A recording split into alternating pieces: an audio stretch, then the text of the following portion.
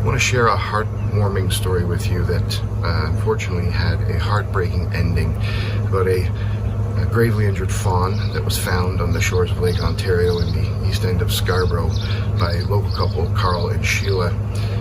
The couple stumbled upon this deer partially submerged in water with severe injuries from a suspected coyote attack.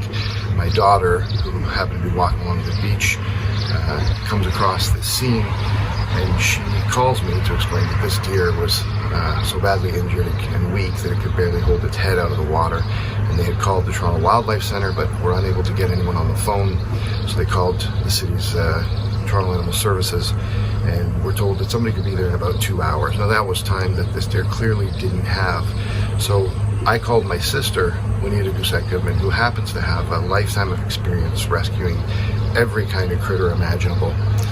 She jumps in her car and we meet up at the parking lot. She races down to the beach with me, armed only with a quilt, and she springs into action. Aww.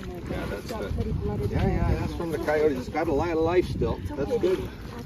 Yeah, we're gonna be good. Well, we can all take that. Yeah, good. I know. That's good. If it's talking, that's a good thing.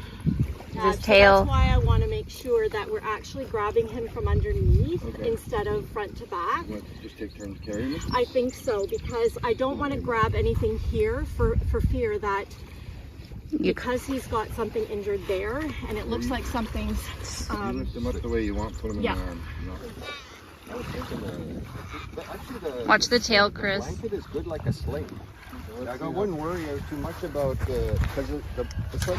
Now, once the deer was safely loaded into my sister's minivan and tucked in snugly with this quilt, she drove off across the city to Downsview to the Toronto Wildlife Centre, and the rest of us parted ways, hopeful that this fawn would survive. Sadly, about an hour later, my sister called me in tears, explaining that Toronto Wildlife Centre staff had told her the injuries were far more extensive than we knew, and the animal had to be euthanized.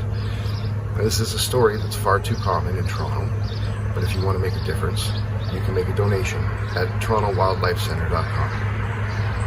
For the Toronto Sun, I'm Chris Doucette.